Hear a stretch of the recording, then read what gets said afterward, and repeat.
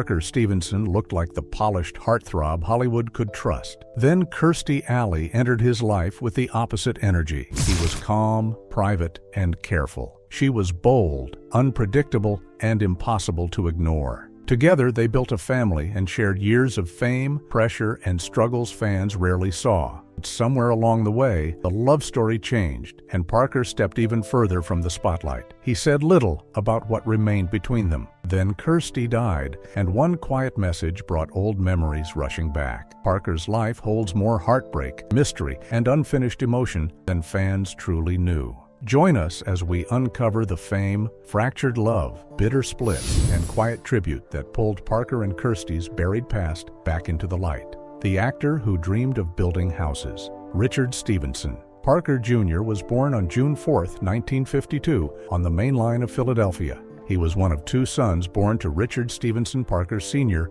and Sarah Mead. His father worked as an investment advisor. His mother was an actress who appeared on Broadway and in television commercials. When Parker was only 5, Sarah took him to a filming session. That visit led to 2 small television appearances, giving him an early look at the world that would later shape his life. His father did not welcome that direction. After moving the family to Rye, New York, the elder Parker made it clear that he did not see acting as a serious career. Parker still appeared in a few plays while attending Brooks Preparatory School, but he did not grow up dreaming about fame. His real interest was architecture. He liked structure, design, and the idea of creating something that could last. That plan followed him to Princeton University, where he studied architecture after finishing school. Acting remained more of a useful side job than a calling. It helped him earn money during summers and gave him a reason to travel into New York for auditions. His mother's experience also helped him enter offices that might otherwise have been closed to him.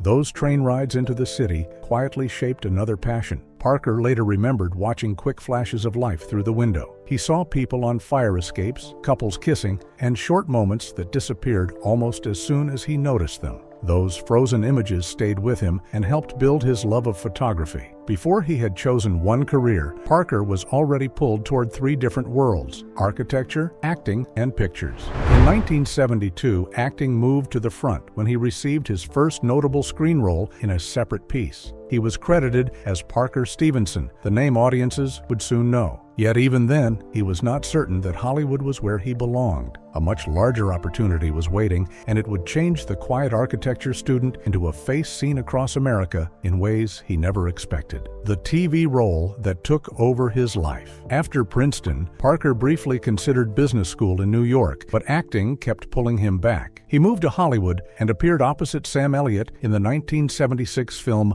Lifeguard. The role gave him more attention, but nothing prepared him for what came next. In 1977, he was cast as Frank Hardy in the Hardy Boys' Nancy Drew Mysteries. Sean Cassidy played his younger brother Joe, while Pamela Sue Martin played Nancy Drew. The show was based on the popular mystery books and followed young investigators solving dangerous cases. Frank was the calmer and steadier brother, which suited Parker's natural screen presence. The first season moved between Hardy Boys stories and Nancy Drew stories. Sometimes the characters worked separately, and sometimes their worlds crossed. Frank and Nancy often argued when they met, but one episode even gave them a kiss. As the series continued, the focus changed. Supporting characters disappeared, Nancy's role became smaller, and Pamela Sue Martin left after becoming unhappy with the reduction. Janet Louise Johnson briefly replaced her, but by the 3rd season, Nancy had been removed entirely. The program was renamed The Hardy Boys, and Frank and Joe became government agents working for the Justice Department. Even the opening changed, moving from a maze design to action clips, book covers, and later, a more upbeat disco version of the theme. ABC canceled the series midway through its 3rd season, but its impact on Parker was already permanent. Suddenly, he and Sean were everywhere. Their faces appeared on posters, lunchboxes, and magazines. Parker later called the experience very surreal. During a visit to the King Tut exhibit, he looked through the glass and noticed people staring at him instead of the famous treasures. His reaction was simple: "No, you should be looking at him." That moment showed how quickly his life had changed. He had taken acting as a temporary path, yet Frank Hardy made him a national heartthrob. It also gave him a lasting friendship with Sean, whom Parker would later describe as a brother. Fame had arrived suddenly, but staying successful after that kind of role would prove much harder. Kirstie's painful road to Hollywood. Before Parker met her, Kirstie Alley had followed a far less predictable road. She was born in Wichita, Kansas on January 12, 1951, to Robert Deal Alley and Lillian Alley. Her father owned a lumber company, and she grew up with her siblings, Colette and Craig. Kirstie graduated from Wichita Southeast High School in 1969, then attended Kansas State University. She left after her second year. She had already married her high school sweetheart, Robert Bob Alley, in 1971, but that marriage ended in 1977. After leaving Kansas, she moved to Los Angeles. She wanted to study Scientology and work as an interior designer. Before acting made her famous, television viewers saw her as a game show contestant. She appeared on Match Game in 1979 and won money in both of her games. She later appeared on Password Plus in 1980, again describing herself as an interior designer. Behind those light appearances was a painful change. In 1981, a drunk driver caused a crash that killed Kirstie's mother and seriously injured her father. By then, Kirstie had also faced cocaine addiction. She later said Scientology and its Narconon program helped her stop using the drug. Her faith became a major part of her identity and would remain important for the rest of her life. Parker, meanwhile, was trying to avoid being trapped forever as Frank Hardy. He still loved photography and wondered where acting would lead after early fame. Kirstie was rebuilding herself after divorce, addiction, and family tragedy. Parker came from a controlled background and preferred privacy. Kirstie carried her feelings openly and moved through life with force. Their careers had not yet crossed, and almost nothing about them seemed naturally matched. By 1981, both were living in Los Angeles. Parker was already recognizable, while Kirstie was still waiting for her acting break. Nothing suggested an easy match, but one bold move from Kirstie was about to bring them together. She saw Parker and refused to walk away. Kirstie later remembered seeing Parker across a Los Angeles bar in 1981 and immediately telling her roommate that she would give anything to be with him. There was one obvious problem. Parker had arrived with someone else. Kirstie walked over anyway. Her confidence worked. They danced that night, and by the time they left, they were drawn closely together. The attraction was strong, even though their differences appeared almost at once. Kirstie loved rap music, vegetables, cigarettes, and Scientology. Parker preferred classical music, sugar, a smoke-free room, and his Episcopalian faith. She was loud, quick, and impossible to miss. He was careful, calm, and happier outside the center of attention.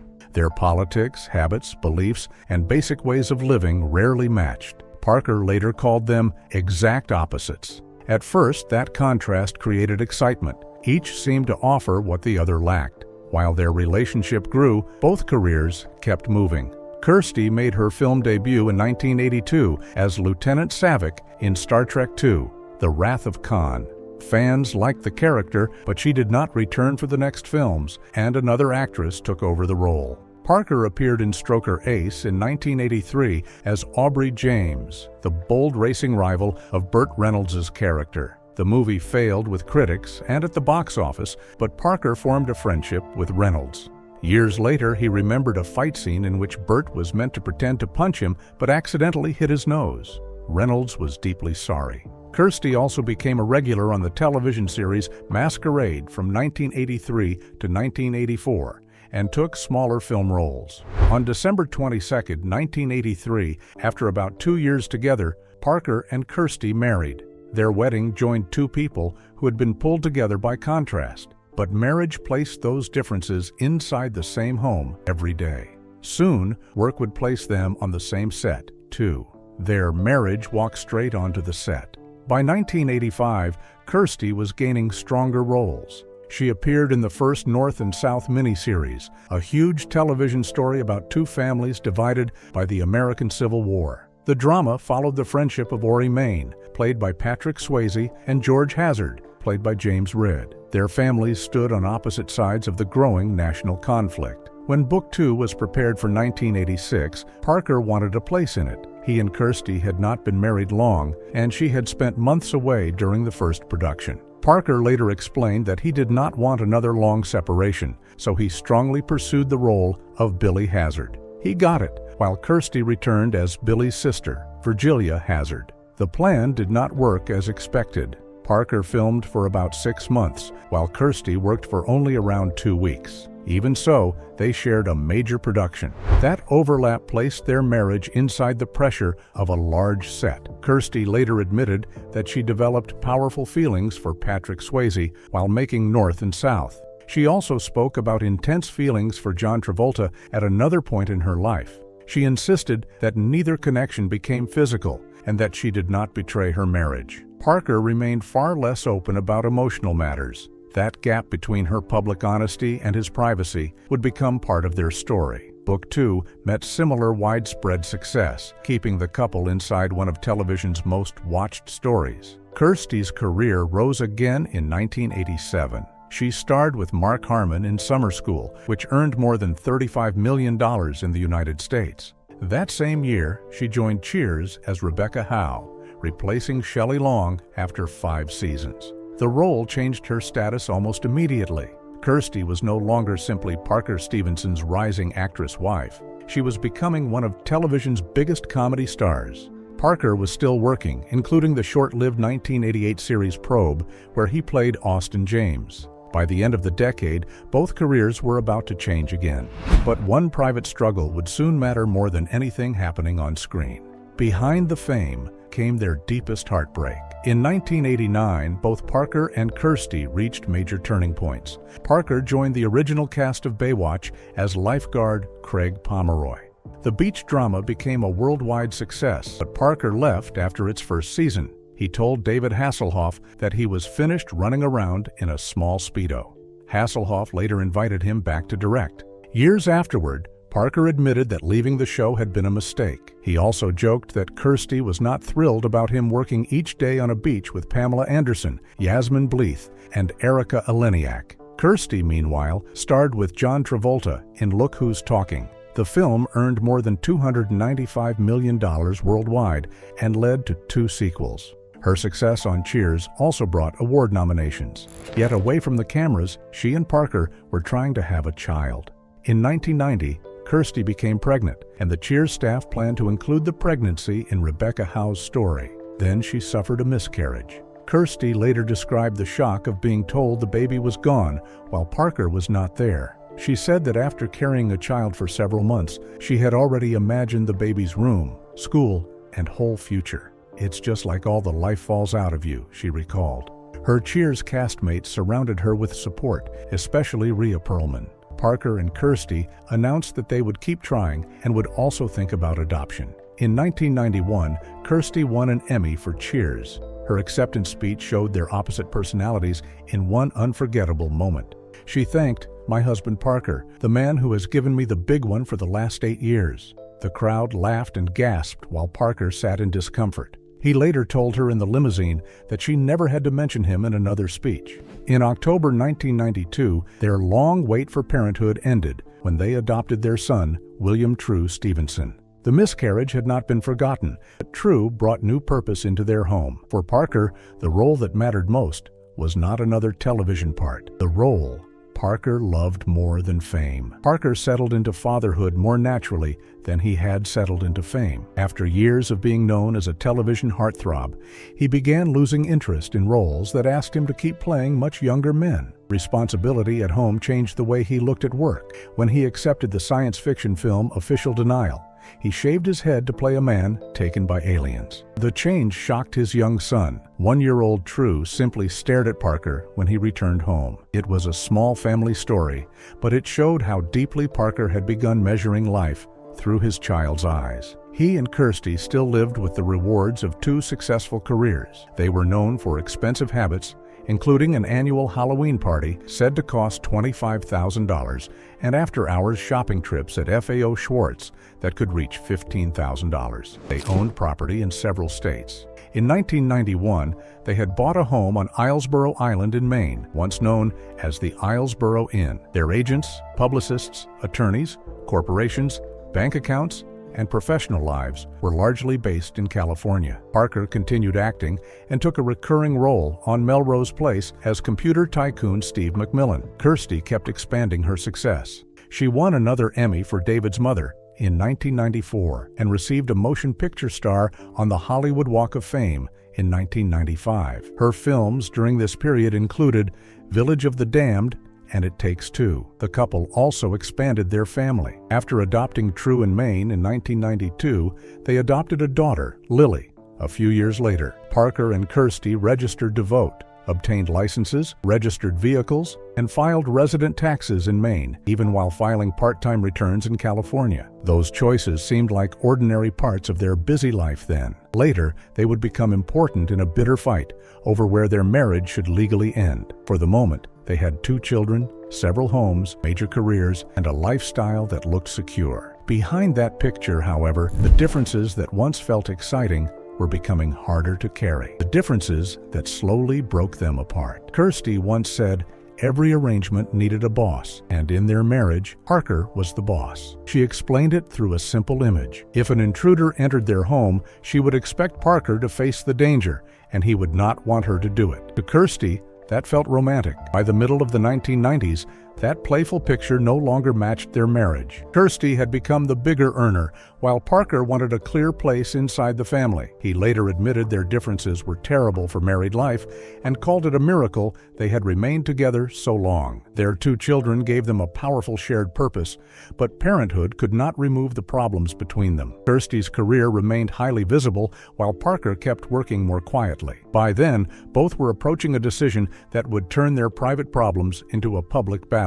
By late 1996, after nearly 13 years of marriage, they separated. Both eventually pointed to irreconcilable differences. Kirstie filed for divorce in Maine on March 26, 1997. Parker filed his own case in California the following day. 2 states were now involved, and each offered different rules for property, money, and custody. Maine generally focused on wealth gained during the marriage. California's community property system called for assets to be divided equally. The couple had adopted their children in Maine and presented themselves as residents there, but the children had spent most of the 6 months before the filings in California.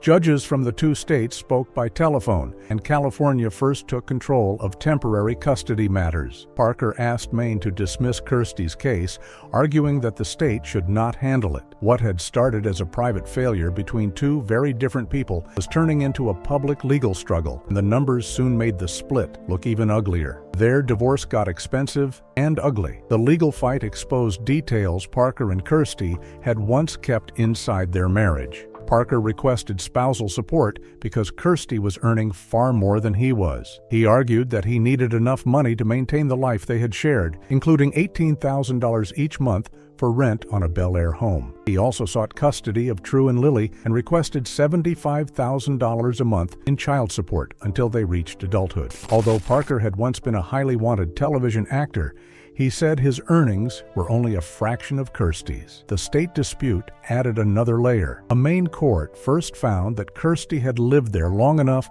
for the state to have divorce authority. It also found a meaningful connection to the children. Still, records showed that during the 6 months before the case, the children had spent 21 weeks in California and only 5 weeks traveling in New York, Toronto, and Florida for short business trips or vacations. That made California their home state. Maine eventually dismissed its action because it was the less suitable place for the case. In December 1997, the marriage legally ended in California. Maine's highest court later supported Parker's position that California should decide the remaining property and custody questions. Reports said Parker ultimately accepted a single payment of $6 million and received part of their property, including the 21-bedroom mansion in Maine. Both parents were given extended time with their children. Parker said that arrangement mattered because he and Kirstie were both crazy about them. Still, he described the settlement process as ugly. He said they were no longer friends, although they spoke regularly about True and Lily. Parker also carried a deeper regret. He believed divorce meant they had broken a promise made to God. If he married again, he said,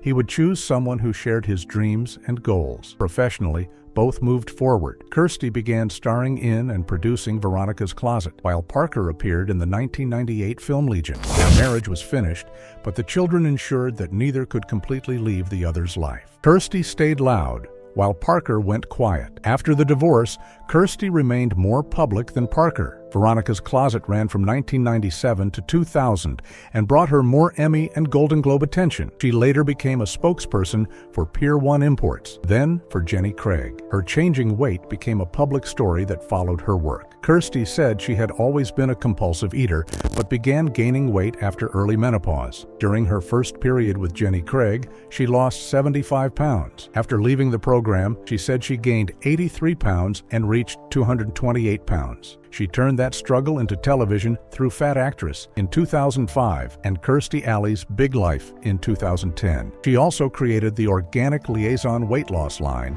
and said she lost 100 pounds. A class action lawsuit later claimed the products were falsely promoted because exercise and her Dancing with the Stars training helped produce the change. Kirstie settled in 2013, agreed to change the packaging and website language, and paid $130,000. In 2014, she returned to Jenny Craig and later reported losing another 50 pounds. Her faith remained visible. The Church of Scientology named her OT Stevenson and later New OTE8. She gave the church $5 million in 2007 and said Scientology made her stronger, tougher, more honest, and more responsible for others. She also chose not to appear as Rebecca Howe on Frasier because its focus on psychiatry conflicted with church beliefs. Parker took a quieter route. He returned to Baywatch in 1997 and 1998, but photography gradually became his main creative focus. In a 2013 interview, he said he woke up to edit photographs, arrange shoots, and work on images. He still loved acting, but described an actor as a cog in the wheel, only one part of a larger picture. He even wondered whether he should have followed photography from the beginning. Kirstie competed twice on Dancing with the Stars in 2011 and 2012, then reunited with Rhea Perlman for the 2013 sitcom Kirstie. Parker, later guest, starred on Longmire in 2014. Their public paths looked very different, but a new generation in their family soon pulled old fears and unfinished tensions back into Parker's life. A grandchild brought old fears back. In 2016, Parker and Kirstie became grandparents when True welcomed a son, Waylon Tripp Parker. Reports claimed Parker feared that Scientology had placed the baby under close control at its Los Angeles center. He reportedly called a family meeting and spoke with former church member Leah Remini about helping his children step away from the organization. Remini was said to have advised patients, warning that a sudden reaction might tighten the church's hold. Kirstie remained fiercely loyal to Scientology. She believed the faith had helped her children, just as she had long said it had helped her personally. Her strong defense of the church also created public clashes. She feuded with Remini, one of Scientology's best-known critics, and faced criticism from journalist Yashar Ali over her different reactions to accusations involving church member Danny Masterson and former member Paul Haggis. Kirstie stayed loyal to the faith despite years of attacks directed at the organization. Parker continued building a different kind of life. From 2017 to 2020, he played Academy director Louis Osmond in Greenhouse Academy. He also found love again in An Ordinary Way. After moving into the upper part of a beach duplex, he met Lisa Schoen, who was temporarily living downstairs. Lisa asked to borrow a large stock pot. 2 days later, she returned it filled with what Parker called the best chicken soup he had ever tasted. Lisa had worked as a personal chef and food stylist for names, including Derek Jeter and Anthony Bourdain. Parker proposed, and they married at Demetria Vineyards in Los Olivos, California, on September 29, 2018. Sean Cassidy and his wife Tracy helped arrange the wedding near Santa Barbara. Kirstie kept working. She finished second on Celebrity Big Brother in 2018, returned to Match Game as a celebrity panelist in 2019, and competed as Baby Mammoth on The Masked Singer in 2022.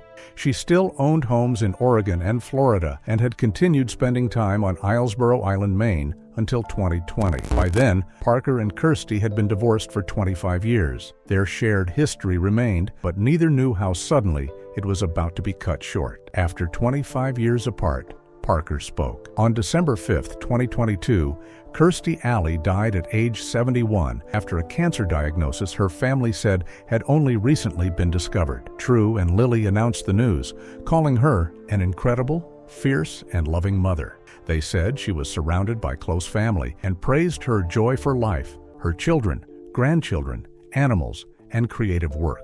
They also thanked the doctors and nurses at Moffitt Cancer Center in Tampa for caring for her. Tributes soon came from the people who had known her best. John Travolta called their bond one of the most special relationships of his life. Ted Danson remembered how easily she made him laugh, while Rhea Perlman spoke about Kirstie's limitless joy and the elaborate treasure hunts she created for their children. Jamie Lee Curtis admitted they often disagreed, but still respected each other. And Kelsey Grammer simply said he loved her. Parker responded with a photograph from the 1988 premiere of Shoot to Kill. Kirstie was holding his shirt as he smiled beside her. "Dear Kirstie, I am so grateful for our years together and for the 2 incredibly beautiful children and now grandchildren that we have," he wrote. "You will be missed. With love, Parker."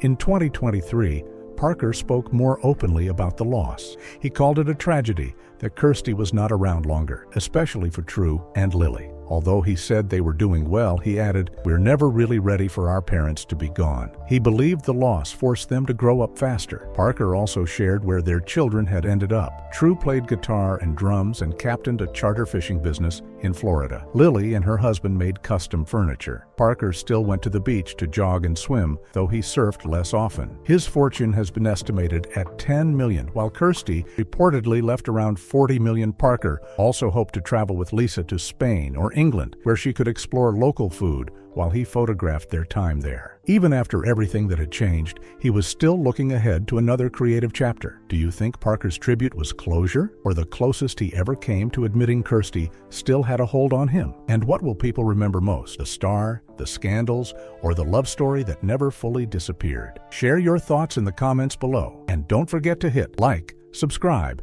and stay tuned for more incredible stories from Hollywood's fascinating history. See you next time.